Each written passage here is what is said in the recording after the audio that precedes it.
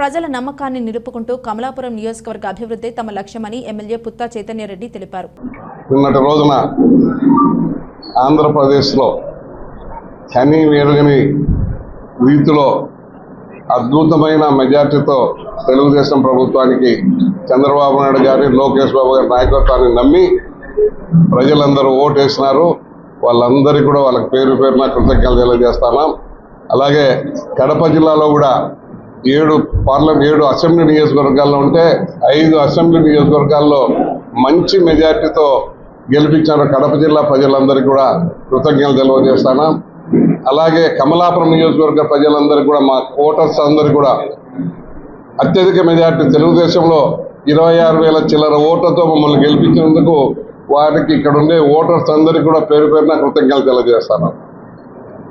అలాగే ఈ రోజున మా ప్రత్యర్థి ఆయన మాజీ ఎమ్మెల్యే రవీంద్రనాథ్ రెడ్డి గారు ఏదో ప్రెస్ మీట్ పెట్టారట. ప్రెస్ మీట్ పెట్టి రాష్ట్రంలో తెలుగుదేశం పార్టీ గెలిస్తే చంద్రబాబు నాయుడు ఏదో చేస్తున్నాడు, ఈవీఎంలు అంటున్నాడు. రవీంద్రనాథ్ రెడ్డి గారు, మీకు ఒకటే చెప్తున్నాం, నువ్వు 2019లో గెలిచినప్పుడు మేము ఒక మాట ఏమైనా మాట్లాడామా? నువ్వు కూడా ఆ రోజు 26,000తోనో 26,000తో నువ్వు గెలిచావు. గెలిచినప్పుడు నిన్ను ఎప్పుడన్నా మేమంతా ఏదో ఈవీఎం ట్యాంపరింగు, ఏదో ప్రజలు మమ్మల్ని నమ్మలేదు, ప్రజలు ఓట్ చేయలేదని మేము చెప్పినాం. కానీ ఈరోజు నీవు ఓడిపోతే ఈవీఎం ట్యాంపరింగ్, మీరు గెలిస్తే మంచిదా? ఇది చాలా తప్పు. నువ్వు కోర్టుకు పోతా అంటున్నావు. కోర్టుకు పోయినా ఎక్కడికి పోయినా ప్రజల తీర్పును గౌరవించాలి తప్ప ప్రజలు ఎక్కడ ఏం చేసినా వాళ్ళను తీర్పు ఏదో 10 ఓట్లతోనో 5 ఓట్లతోనో తెలిసే వాళ్ళు మోసం చేశారు, వీళ్ళు మోసం చేశారు అంటున్నారు. జిల్లాలో ఎవరికైనా 15,000 20,000 మెజార్టీతో గెలిచారు, 26,000తో మెజార్టీ గెలిచారు. మేము 26,000తో మెజార్టీ గెలిస్తే ట్యాంపరింగ్ చేస్తారా? ట్యాంపరింగ్ చేసేటంటే నువ్వు ఆ రోజు ఎందుకు నువ్వు గెలిచినప్పుడు ఎవరైనా ట్యాంపరింగ్ చేశారా? కాబట్టి ఇట్లా మాటలు మాట్లాడకుండా ప్రజలు నీకు తీర్పు ఇచ్చినాడు, ఆ తీర్పును గౌరవించి మంచిగా ఉంటే మంచిదని కోరుకుంటా ఉన్నా. ముందుగా రాష్ట్రంలో తెలుగుదేశం పార్టీకి ఇంత ఘన విజయాన్ని అందించిన రాష్ట్ర ప్రజలందరికీ, అలాగే కమలాపురం నియోజకవర్గంలో మమ్మల్ని కూడా పెద్ద ఎత్తు మెజార్టీతో గెలిపించిన కమలాపురం ప్రజలందరికీ ప్రతి ఒక్కరికి పేరు పేరున ధన్యవాదాలు తెలియజేస్తా ఉన్నా. మీ ఈ నమ్మకాన్ని తప్పకుండా నిలబెట్టుకుంటామని చెప్పి కూడా తెలియజేస్తా ఉన్నా. మా నాయకులు చంద్రబాబు నాయుడు గారు, అలాగే లోకేష్ గారు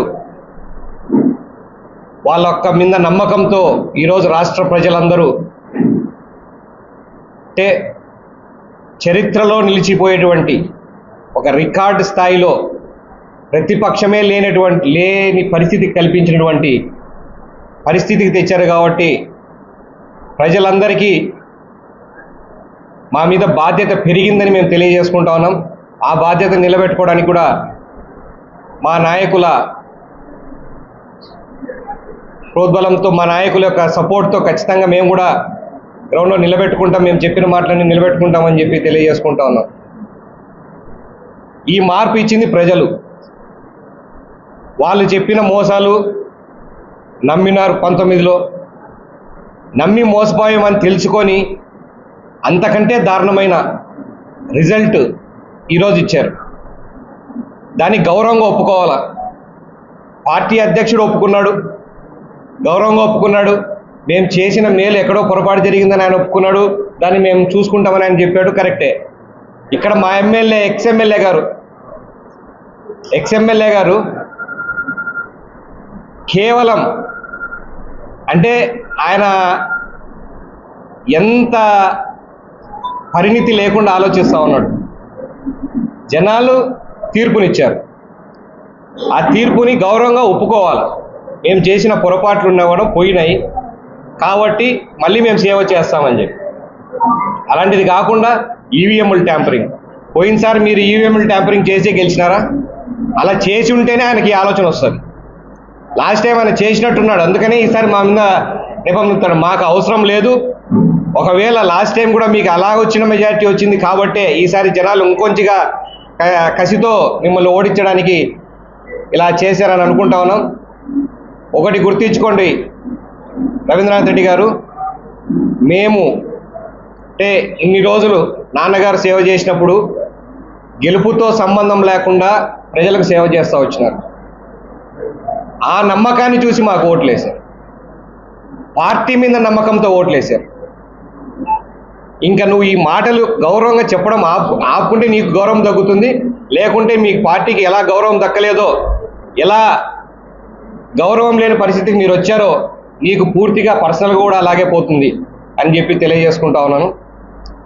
ఇప్పటికైనా మించిపోయింది ఏం లేదు.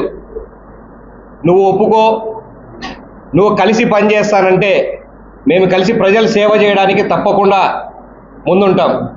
మీరు ఇలాగే తప్పుడు మాటలు తప్పుడు ప్రచారాలు చేసుకుంటే మేము ఇట్లనే ఉంటామనంటే మీ విజ్ఞతకే వదిలేస్తున్నాం. జనాలు మళ్ళా 5 ఏళ్లకు ఓట్లు వస్తాయి. ఆ రోజుటికి మేమెంత సేవ చేసాం మీరేం చేస్తారని చూసుకోండి. అంతేగాని ఇలా చిల్లర మాటలు మాట్లాడొద్దని చెప్పి మరొకసారి తెలియజేసుకుంటా ఉన్నాం.